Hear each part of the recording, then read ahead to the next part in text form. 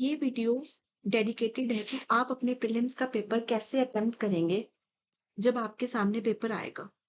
तो हम step by step discuss करेंगे कि जब हम प्रीलिम्स के उस एग्ज़ाम सेंटर में बैठे होते हैं, तो हमें क्या-क्या स्टेप्स को फ़ॉलो करना होता है और हमें क्या स्ट्रैटेजी अडॉप्ट करनी है कि जिसकी वजह से हम मैक्सिमम मार्क्स को अटेन कर सकें। फॉर एग्ज़ाम्पल आपको पेपर जो है 9:30 के अराउंड मिलता है, यही टाइमिंग है। आप सबसे पहले क्या करेंगे, आप 5 मिनट्स तक सिर्फ पेपर को फ्लिप करेंगे कि पेपर में क्या-क्या आया है। जब आप पेपर को फ्लिप करेंगे तो आप आइडेंटिफाई करेंगे कि कौन-सा सब्जेक्ट के क्वेश्चंस कहाँ पे हैं। फॉर एग्जांपल पॉलिटी के क्वेश्चंस कौन से पेज पे हैं, जीके के क्वेश्चंस कौन से पेज पे हैं, geo, environment, science and tech and history.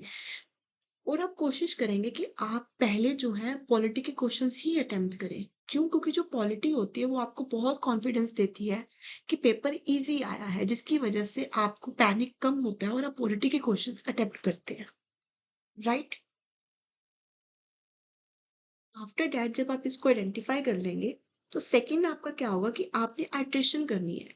पहली आइट्रेशन आपकी मैक्सिमम 1 आवर 15 मिनट्स और मैक्सिमम 1 आवर 20 मिनट्स में कंप्लीट हो जानी चाहिए।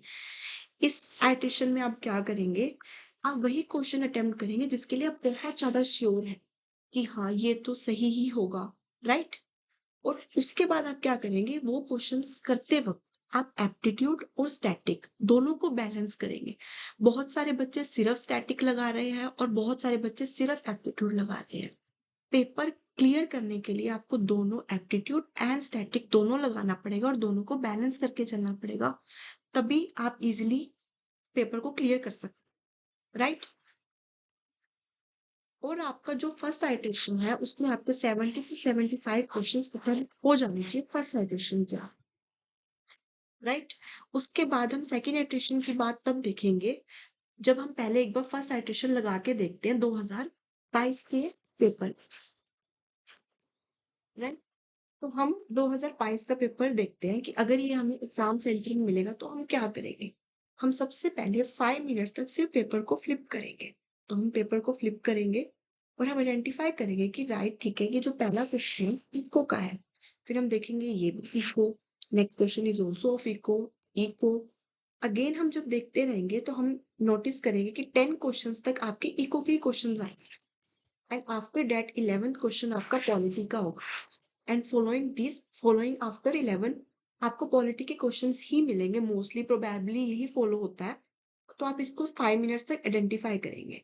फिर मैंने कहा था कि हम 1 आवर 15 मिनट्स की स्टार्ट करेंगे आइट्रेशन, जिसमें हम स्टैटिक और एप्टीट्यूड दोनों को बैक करेंगे। तो हम वन बाय वन क्वेश्चन देखते हैं कि हम कैसे क्वेश्चंस को अटेम्प्ट करेंगे। तो हम पहले कुछ ही क्वेश्चंस देख पाएँगे इस वीडियो में, तो हम स्टार्ट करते हैं फर्स्ट। और ये ध्यान रखना है कि हमें हर चीज़ को अंडरलाइन करना है ताकि आप कोई भी वर्ड को मिस आउट नहीं करेंगे। So, rapid financing instrument and rapid credit facility are related to the provisions of lending by which of the following? अब ये बहुत टफ क्वेश्चन है उस टाइम के अकॉर्डिंग, ठीक है? ना ये कभी कोई करंट अफेयर्स में मे बी किसी ने नहीं सुना हो, स्टार्टिंग में तो हमें बिल्कुल नहीं पढ़ते इको के। तो हम देखते हैं कि हम इसको कैसे सॉल्व करेंगे। सबसे पहले हम वर्ड्स पे जाएँगे कि रैपिड फाइनेंसिंग इंस्ट्रूमेंट, कि बहुत रैपिडली फाइनेंस प्रोवाइड किया जा रहा है। तो ऐसा कौन-सा ऑर्गनाइज़ेशन है जो रैपिडली फाइनेंस ईज़िली प्रोवाइड करता है सबको? ऑफ कोर्स 2 ही फेमस है, आईएमएफ एंड वर्ल्ड बैंक। लेकिन इसका मतलब ये नहीं है कि हम इसे टिक ही करते हैं। हमें पता नहीं है कि क्या आंसर है, हम बस गेस कर रहे हैं according to the word breakthrough. So हम ये तो काट देते हैं क्योंकि जो एनवायरनमेंट प्रोग्राम्स होते हैं, उनके पास रैपिड फाइनेंसिंग इंस्ट्रूमेंट्स नहीं होते कि वो किसी को फाइनेंस दे सके। उनके पास खुद के पास पैसा नहीं होता। वो खुद मतलब कि उन्हें खुद पैसा चाहिए होता है। फॉर एग्ज़ाम्पल हमें पता है कि जो यूएस है या फिर जो यूरोप है, काफ़ी ज़्यादा क्लाइमेट चेंज में काम कर रहा है, इंडिया भी कर रहा है।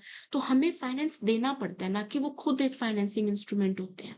तो ऑफ कोर्स बी और डी में से ही आंसर होगा, क्योंकि एशियन डेवलपमेंट बैंक भी रैपिडली आपको फाइनेंस प्रोवाइड नहीं कर सकता।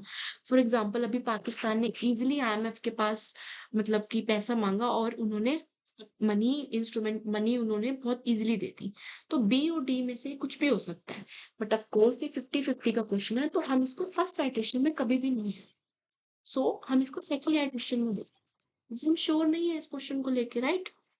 हम सेकंड क्वेश्चन पे चलते हैं और इसको यहाँ पे 50-50 में रखते हैं।